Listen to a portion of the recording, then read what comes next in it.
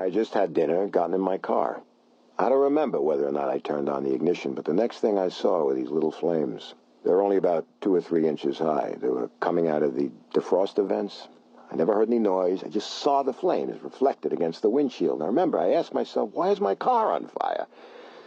Then the flames started getting bigger. There must have been a strong enough jolt to throw me against the steering wheel because it hurt my ribs, but I don't remember any of that. All I thought was that my car was having some kind of mechanical problem. I didn't panic. I knew I had to get out of the car. I had to get away from the flames, call the garage. So I reached for the door handle. I almost torched my arm. There were flames shooting up between the seat and the door. Now I knew I had to get out of the car. I'd never see my kids again. This time I used my right hand to grab the door handle. I threw my shoulder against the door at the same time. It worked. I fell onto the ground. There were flames all around me. Some of my clothes were on fire. I was burning. I rolled around the ground till the flames were out. 2 men helped me to my feet and got me about 20 or 30 feet from the car. They told me to get down, but I didn't want to. I kept saying I was all right. They insisted I get down. And when I did, it was as though the atom bomb had gone off. I saw my car jump about 2 feet into the air, and then flames shot up to the roof about 2 stories high. That's when I realized for the first time it hadn't been an accident. That's when I knew somebody put a bomb in my car. We are here at Hustler, Hollywood. This is 620 East Sahara. As you can see, you got Westgate over there. I used to be in the International. Stratosphere right over there. And this is the parking lot where Frank Lefty Rosenthal got into his Cadillac Eldorado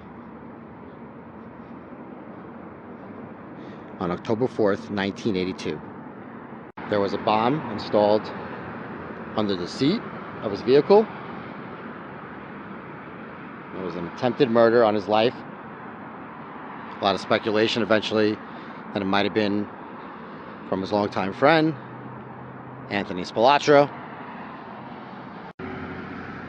Tony Romo's closed in 2014, and this building sat vacant until Hustler Hollywood's arrival today.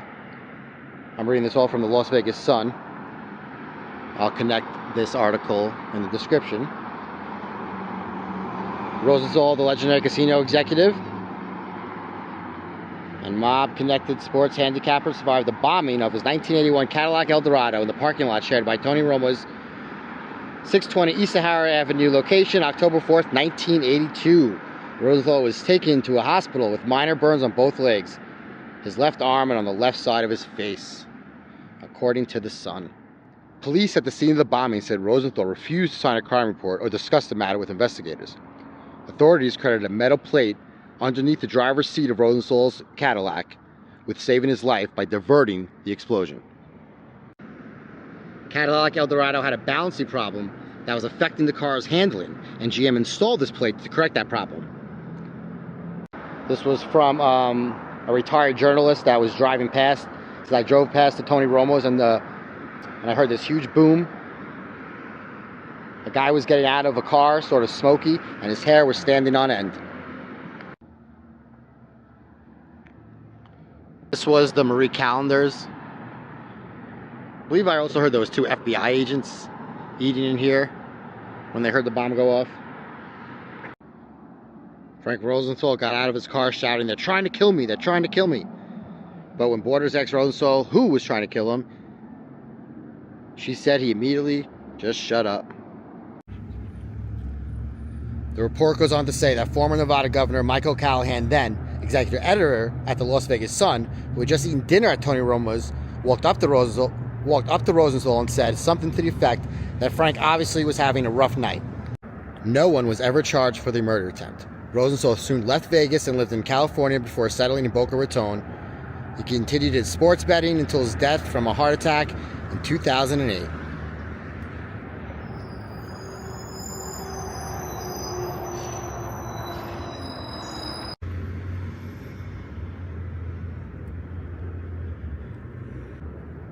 Who's ever seen the movie Casino by Martin Scorsese? I did a filming location for that video. Sam Ace Rothstein, played by De Niro, portrayed Frankie Lefty Rosenthal in that car bombing. Was done downtown, right off the hotel off of Fremont Street.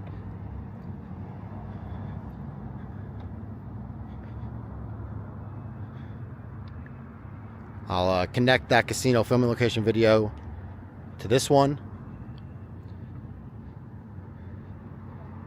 You also have Joe Pesci, who played Spilatra, who might have been involved in this attempt on Frank Rosenthal's life.